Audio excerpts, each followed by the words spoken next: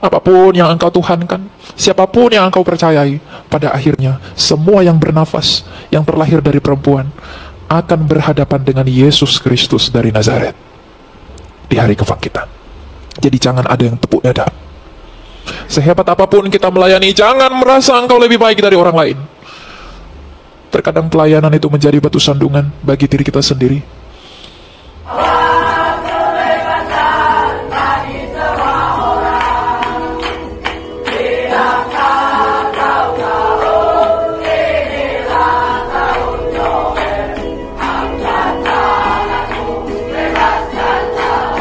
Shalom. Shalom. Ya, ini adalah kali kedua saya untuk berkhotbah di tempat ini. Selamat bertemu kembali. Saya harap semua dalam keadaan baik-baik saja. Pada kesempatan ini, kita akan belajar firman Tuhan dari Kisah Rasul 9 ayat 4. Kisah Rasul ini ditulis oleh Lukas, yang adalah sang penginjil dari bangsa non-Yahudi. Dalam Kisah Rasul 9 ayat 4 dikatakan bahwa Saulus, Saulus, mengapa engkau menganiaya aku? Ini adalah ungkapan Tuhan Yesus yang datang dalam sekinah cahaya ilahi ketika ia bertemu dengan Rasul Paulus. Kita akan belajar dari Rasul Paulus mengenai pertobatan yang sejati. Hari ini kita akan berhadapan dengan seorang rasul yang adalah Farisi dari Farisi, yang adalah orang yang paling terdidik dalam hukum Taurat, yang paling pintar dalam keagamaannya, yang paling hebat dalam praktiknya, tapi ia buta rohaninya. Sehingga di dalam kebutaannya pada hal rohaninya, ia menganiaya jemaat Tuhan. Ia berpikir dengan menganiaya jemaat orang Kristen, dengan menganiaya Kristus, dengan menganiaya jemaatnya, ia sedang berbuat bakti bagi Allah. Dan semangat yang seperti Rasul Saulus ini, itu sedang bangkit hari-hari ini untuk menganiaya orang kudus milik Allah. Dan ternyata Tuhan tidak membiarkan Saulus di dalam kesaulusannya, yang adalah Farisi dari Farisi, pembunuh orang percaya. Tapi Tuhan datang untuk menghardik Saulus dan mengubahkannya menjadi Paulus. Ketika Kristus datang, ketika Saulus dalam perjalanannya ke Damsyik, Tuhan Yesus datang di dalam kasih karunia-Nya menemui Saulus dan berkata, Saulus, Saulus, mengapa engkau menganiaya aku? Di dalam pertemuan itu, Rasul Saulus yang begitu sombong, dia yang begitu congkak, dia yang begitu angkuh dalam semangat keagamaannya, kesombongannya dijatuhkan oleh Tuhan. Dan ketika dia dijatuhkan, dia mengerti dia sedang berhadapan dengan siapa. Saat itu ia berhadapan dengan suara yang berbicara kepadanya, yaitu Yesus Kristus. Apa yang Rasul Saulus terima? Matanya dibutakan. Tadinya hatinya begitu buta melihat Tuhan, ia tidak melihat kebenaran Tuhan. Ia berpikir bahwa dengan perbuatannya taat kepada keagamaannya itu, ia sudah begitu hebat di hadapan Allah. Bukankah ini mencerminkan beberapa dari kita? Kita berpikir kita suci, kita berpikir kita benar, padahal sebenarnya kita buta, tidak mengerti kehendak Allah. Tetapi ada satu hal dari pengalaman Rasul Paulus yang perlu kita teladani, bahwa ternyata ketika Tuhan meremukkan Rasul Paulus, itu adalah kasih karunia.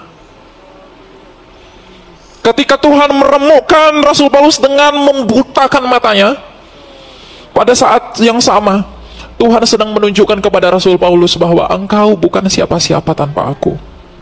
Engkau bukan apa-apa tanpa aku. Dan Tuhan tidak langsung menyembuhkan saat itu juga. Ia menunggu beberapa hari agar Rasul Paulus di dalam kebutaannya, di dalam kesadarannya bahwa ia lemah tanpa Kristus, bahwa ia bukan siapa-siapa tanpa Tuhan, ia mengakui bahwa aku bukanlah apa-apa tanpa Tuhan. Dan sikap yang seperti itulah yang kemudian melahirkan pertobatan sejati, bahkan menjadi penginjil yang terkemuka di sepanjang sejarah. Itulah Rasul Paulus. Jadi kalau hari-hari ini saya, Bapak, Ibu, dan semua anak-anak muda, kalau Tuhan saat ini mengizinkan Anda diremukkan oleh karena dosa-dosa kita, Tuhan mengizinkan kita mengalami kesakitan karena kesalahan kita, Tuhan mengizinkan kita mengalami hal-hal yang tidak seharusnya kita alami, percayalah itu itu adalah bagian dari kasih karunia-Nya, agar kita dihantarkan kepada pengertian dan kebijaksanaan ilahi bahwa kita bukan apa-apa tanpa Tuhan. Karena tidak ada pertobatan yang sejati tanpa penderitaan. Tidak ada pertobatan sejati tanpa mengerti siapa Allah. Dan tidak ada pertobatan sejati kalau kita sendiri tidak bertemu kepada kasih karunia Allah. Jadi ketika Rasul Paulus diremukkan oleh Tuhan, dia ditemui oleh Tuhan, dan Rasul Paulus menyadari bahwa ternyata aku bukan apa-apa tanpamu. Maka ketika dia mengerti bahwa dia bukan siapa-siapa tanpa Kristus, maka ia merendahkan dirinya, memberikan hatinya untuk bertobat. Tetapi ingat, pertobatan itu tidak hanya berubah tingkah laku, tapi pertobatan itu adalah mengarahkan hidup kepada Injilnya Kristus. Maka ketika Rasul Paulus, ketika dia sudah bertobat, apakah kembali ke dunianya yang lalu? Apakah kembali menjadi seorang penjahat? Apakah kembali dalam kefarisiannya? Apakah kembali kepada kebanggaannya sebagai orang yang terlahir dari suku Benyamin? Apakah ia kembali kepada kebanggaannya bahwa ia pernah belajar dari Tarsus? Tidak. Justru ketika Tuhan meremukkan dia, Tuhan menjatuhkan dia, dan dia sadar bahwa dia bukan siapa-siapa tanpa Tuhan, dan di dalam perkenanan itu dia menerima hikmat dan anugerah ilahi. Dan ketika Tuhan mengizinkan ia menginjili, dan ketika ia berdiri di hadapan para jemaat, dia mengatakan, akulah yang paling berdosa. Sehingga orang-orang yang tahu siapa Paulus, orang-orang yang tahu siapa dia, tidak mengagungkan dia sebagai pribadi, tapi mengagungkan Allah yang telah memberikan kasih karunia. Bahkan di dalam penderitaan pun Tuhan bisa memakai siapapun. Jadi kalau hari-hari ini kita menderita, kalau hari-hari ini Anda sedang bergumul, itu adalah cara Tuhan untuk membiarkan kita tetap di dalam cinta dan kasih karunia-Nya itu. Seorang pengembala domba di Israel, kalau dombanya itu liar sekali, kalau dombanya itu jahat, dia tidak mau mengikuti kawanannya, pengembala itu akan mengambil domba itu, lalu mematahkan kaki domba itu, lalu menggendongnya. Maka Bapak Ibu, beberapa kali mungkin Anda pernah lihat kalau lukisan Yesus Kristus menggendong domba. Itu adalah cara Tuhan untuk menyadarkan kita bahwa kita bukan apa-apa tanpa Dia. Dan pertobatan yang sejati itu akan melahirkan sikap hati yang terpenting, yaitu kerendahan hati. Tanpa kerendahan hati, sehebat apapun kita diremukkan oleh Allah, kita nggak akan bisa berubah. Tanpa kerendahan hati, kita tidak akan mengerti bahwa segala peristiwa yang terjadi dalam hidup kita itu Tuhan izinkan dalam maksudnya yang kudus untuk mengubahkan kita menjadi pribadi yang lebih berkenan di hadapannya. Hari-hari ini betapa banyak orang yang begitu sombong. Ketika ia baik-baik saja ia bersyukur kepada Tuhan, tapi ketika ia menderita ia kehilangan imannya. Ia tidak memiliki pengharapan di dalam iman. Dia tidak seperti Rasul Paulus yang mengatakan bahwa di dalam kelemahan kulah kuasa Kristus menjadi nyata. Iman yang on off tergantung kuasa hidupmu, tergantung bagaimana keadaan hidupmu, itu bukan iman yang berdiri di dalam Kristus. Tapi kesaksian Rasul Paulus yang adalah seorang penjahat yang kemudian bertobat, dibawa kepada kemuliaan Kristus untuk memuliakan dan memberitakan Injilnya yang kudus, itu adalah satu contoh terbesar untuk pertobatan yang sejati. Apakah kita sekarang sedang hidup dalam praktik keagamaan kita? Ada orang begitu pede, saya percaya Yesus, tapi pada saat yang sama ia tidak meninggalkan pikirannya yang duniawi. Saya percaya Yesus, tapi ia tidak meninggalkan pikirannya yang sia-sia. Saya mencintai Kristus, tapi ia mencintai uang. Ia mengaku ia mencintai Kristus, tapi ia mencintai dosa. Hatinya tidak menaruh kejijikan kepada dosa. Lalu dengan pedenya dan kejinya orang-orang seperti itu mengatakan, aku diselamatkan. Betapa banyak orang yang seperti Rasul Paulus itu buta. Rasul Paulus dengan menyakiti dan menganiaya Allah, menganiaya Kristus melalui gerejanya, ia berpikir dia berbuat baik dalam kefarisiannya. Siapa yang lebih baik dari Rasul Paulus dalam praktik keagamaannya? Dia farisi dari farisi. Dia muridnya dari seorang raban, rabinya para rabi. Ia berpikir dengan menganiaya kamu, aku bisa berkenan di hadapan Allah. Dengan melakukan ini itu, aku hebat di hadapan Allah. Tapi ternyata ia buta secara rohani.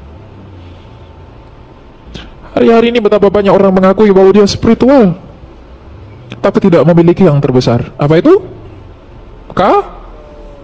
Kasih.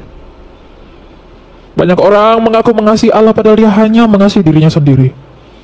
Mengasihi dirinya sendiri dalam pengertian apa, Bapak Ibu? Ia berbuat sesuatu yang seakan-akan memuliakan Allah, padahal sebenarnya itu hanya untuk memuliakan dirinya sendiri.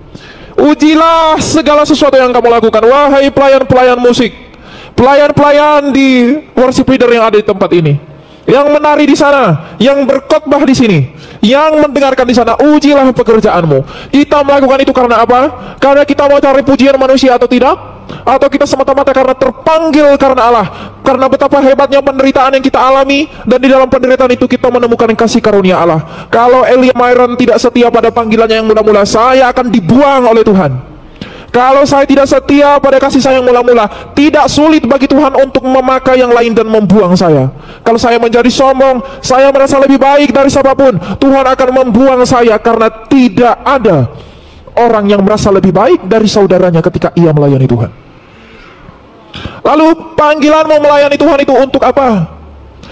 Adakah orang di dalam pelayanannya merasa ia lebih suci dari saudaranya? Kalau ada yang merasa seperti itu, maka ia adalah Saulus belum menjadi Paulus. Tapi kalau kita sudah menjadi Paulus, ia akan berkata, akulah yang paling berdosa. Dan di dalam pengakuan itu, orang-orang yang mendengarkan akan melihat betapa Rasul Paulus dipakai begitu hebat. Tapi ia sendiri merendahkan dirinya. Ia sadar bahwa dia orang berdosa, sehingga manusia tidak akan mengidolakan Paulus, tapi ia akan mengidolakan Kristus yang telah sudi memberikan ia kasih karunia dengan meremukkan Rasul Paulus. Jadi kalau Tuhan meremukkan Anda, bersyukurlah. Kalau kita menderita, bersyukurlah. Itu adalah instrumen ilahi agar kita mengerti siapa Allah itu. Kalau kita mengandalkan kekuatan kita untuk berjalan dalam hidup ini, kita tak akan menemukan pertobatan sejati. Lihatlah para martir Kristus, lihatlah para rasul, betapa mereka rela menderita demi keagungan Kristus dan pemberitaan Injilnya yang mulia.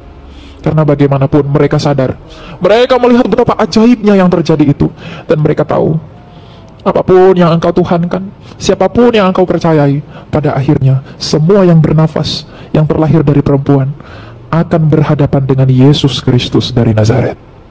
Jadi jangan ada yang tepuk dada. Sehebat apapun kita melayani, jangan merasa engkau lebih baik dari orang lain. Terkadang pelayanan itu menjadi batu sandungan bagi diri kita sendiri. Jam terbang saya sudah tinggi, saya sudah pergi ke sana kemari. Lalu dengan demikian ia mengerdilkan sesamanya.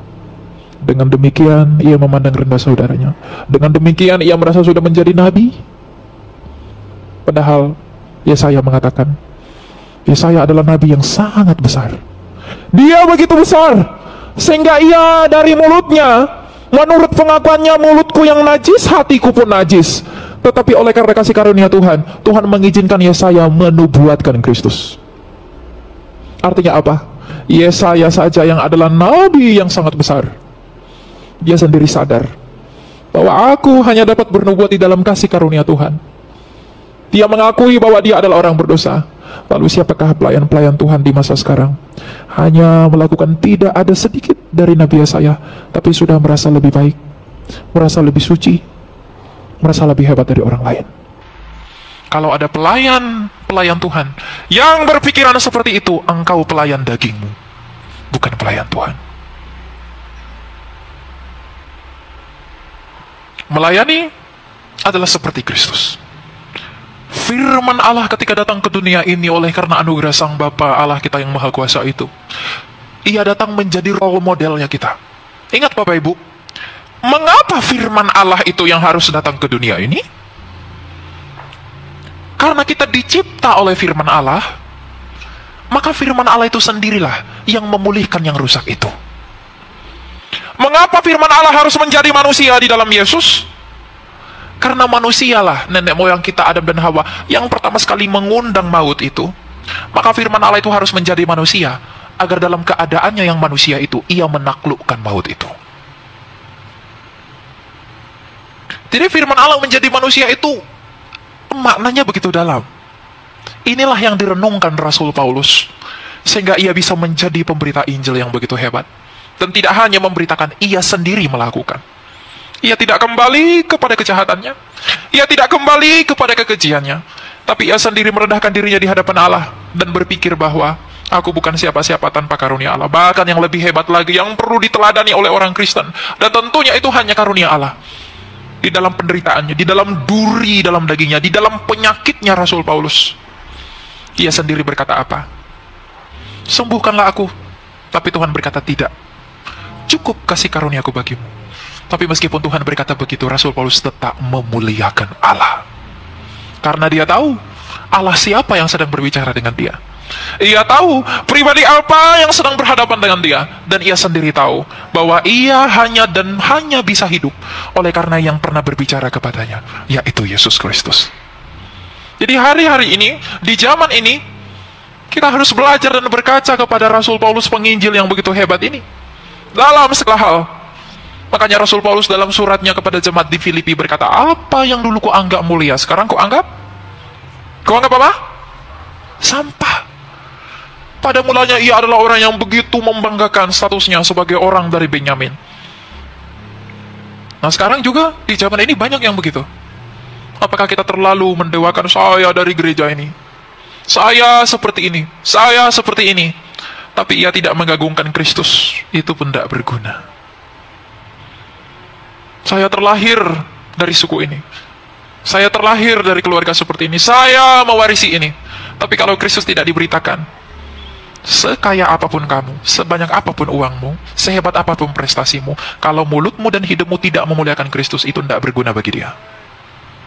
Tapi sebaliknya, kalau kamu kehilangan uangmu, kamu kehilangan hartamu, kamu tidak kehilangan apapun. Tapi kalau kamu kehilangan Kristus, kamu kehilangan segala sesuatu. Oh itu bullshit? Tidak. Paulus membuktikannya.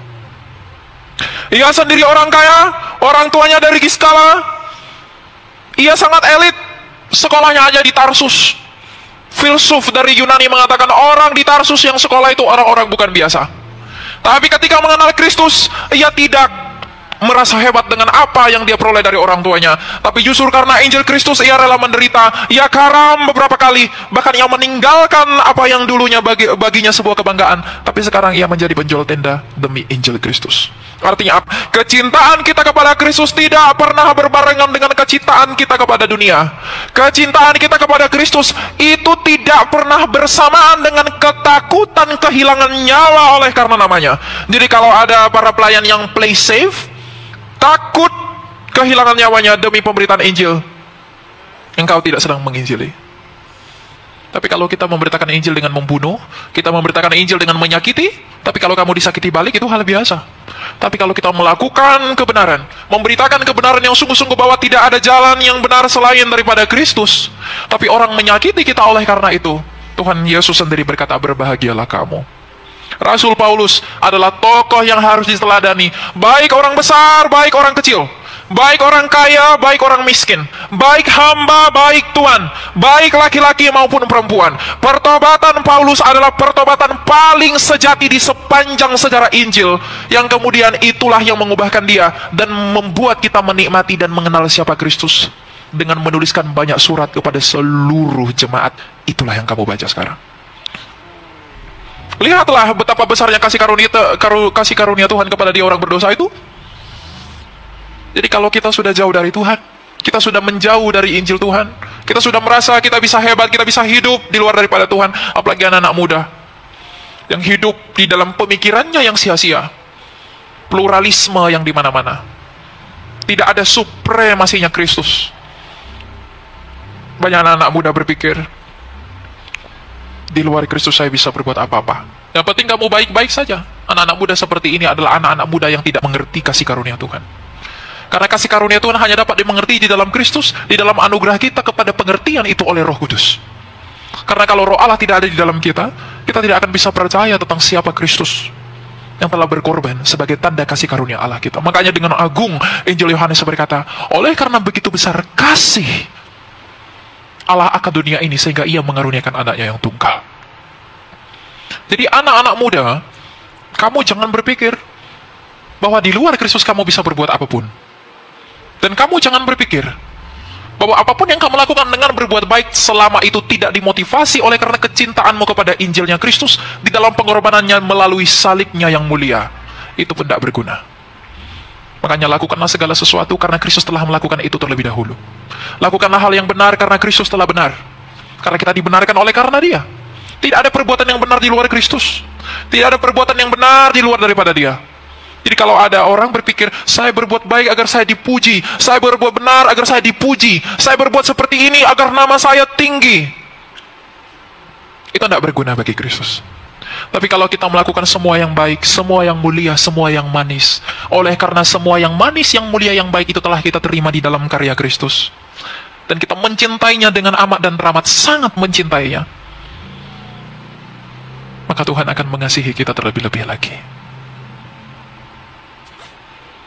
Mindset kekristenan itu harus dirubah. Kita menjadi Kristen bukan karena kita berharap sesuatu yang besar dari Dia.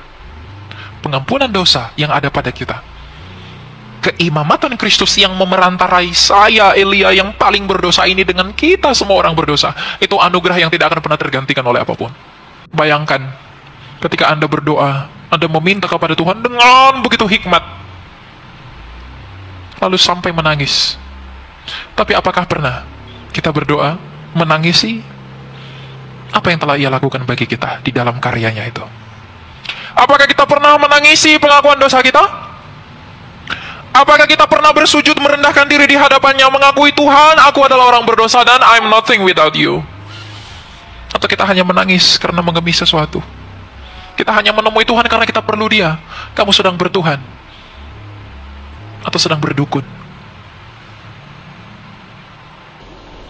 Semangat agamawi yang seperti Rasul Paulus itu tidak boleh ada lagi. Jumpai Tuhan sesuai kebutuhan, dengar pendeta sesuai kebutuhan, datang ke gereja sesuai kebutuhan. Kalau ada orang seperti itu, kamu keji.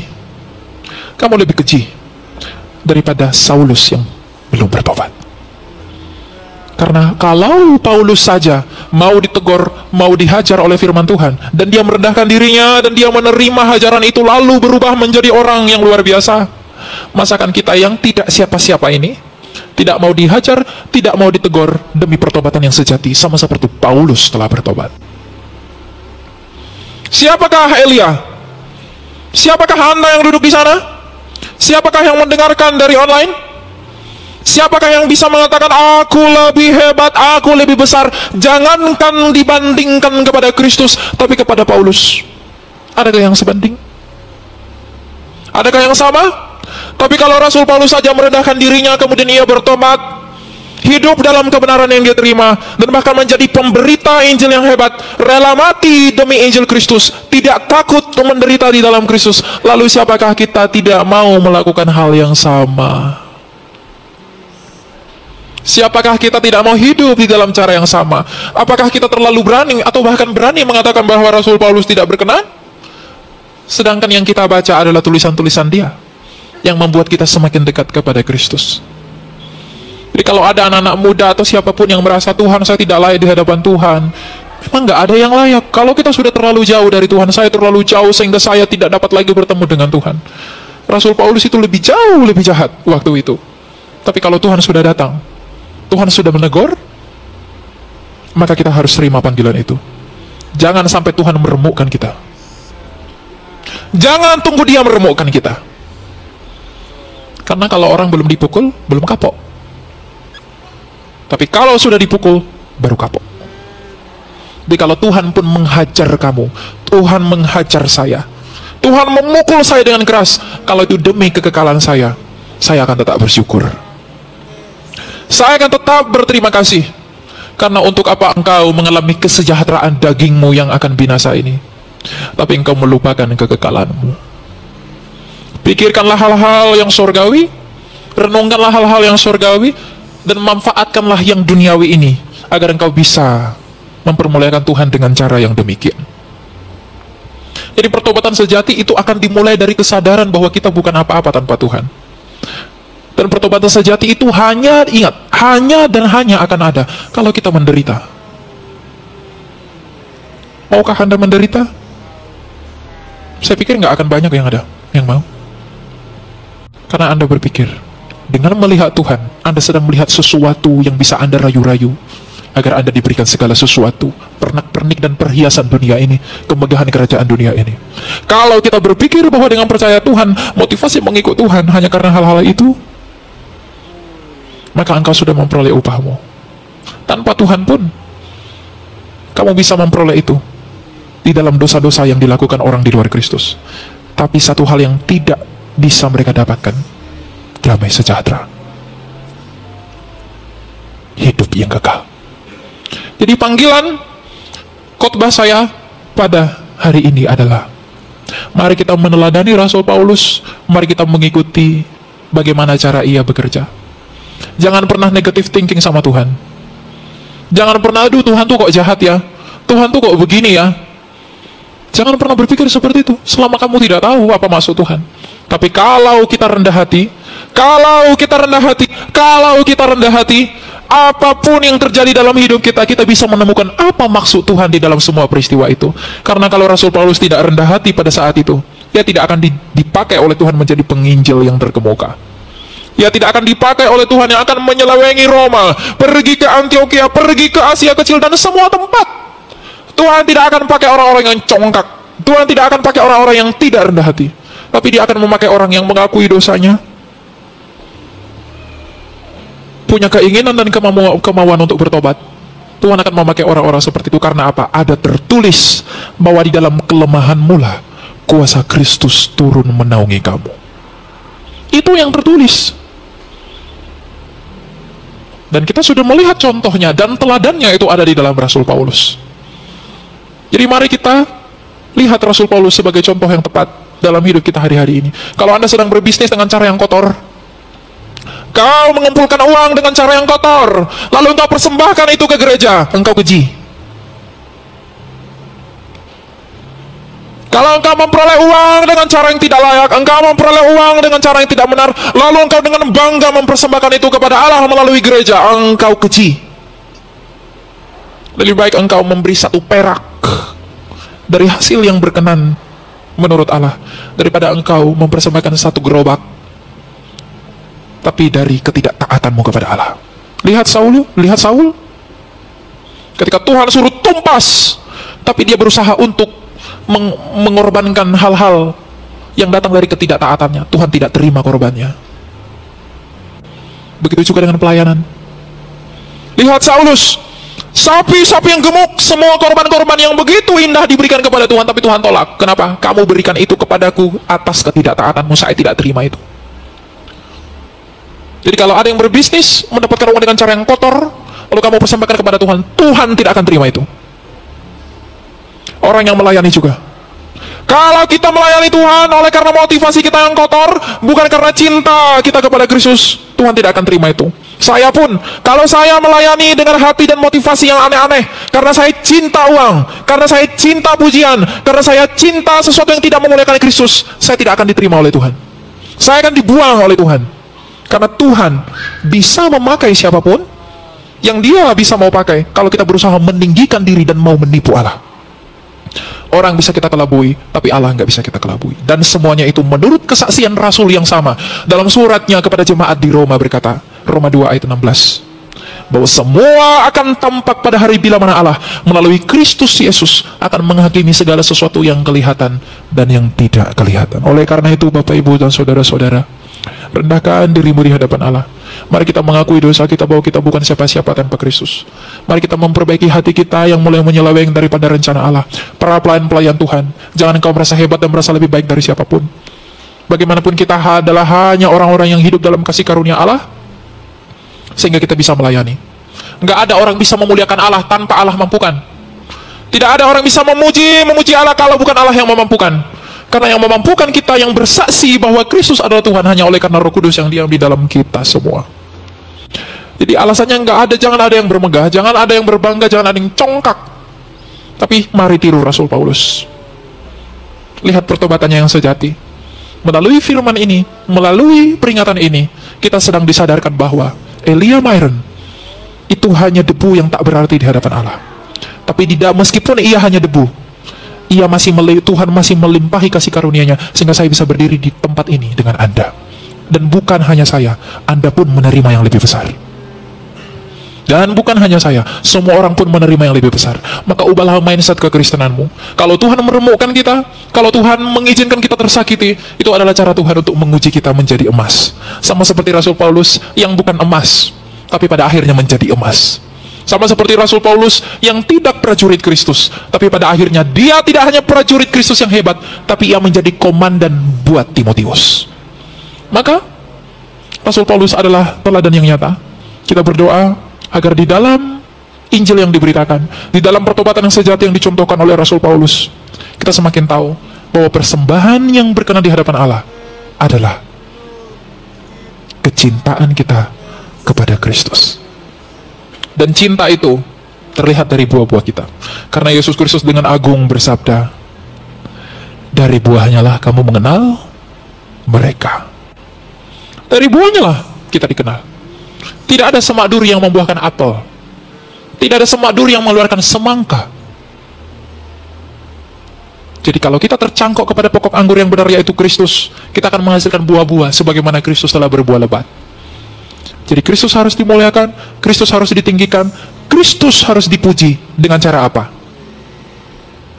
Pertobatan yang sejati. Karena untuk itulah saya dan kamu dipanggil. Saya mengatakan ini sekali lagi, bukan karena saya lebih sempurna dari Anda, tapi karena saya pernah diremukkan oleh Tuhan. Saya pernah ditindas oleh Tuhan. Tapi di dalam hal itu, saya menemukan bahwa dengan maksudnya itu, ia bertujuan untuk memulihkan saya. Jadi kalau kamu pun semua yang ada di tempat ini sedang merasakan hal yang sama, positive thinking sama Tuhan, tetap puji, muliakan namanya, sebab kemuliaan hanya bagi Allah. Tuhan memberkati.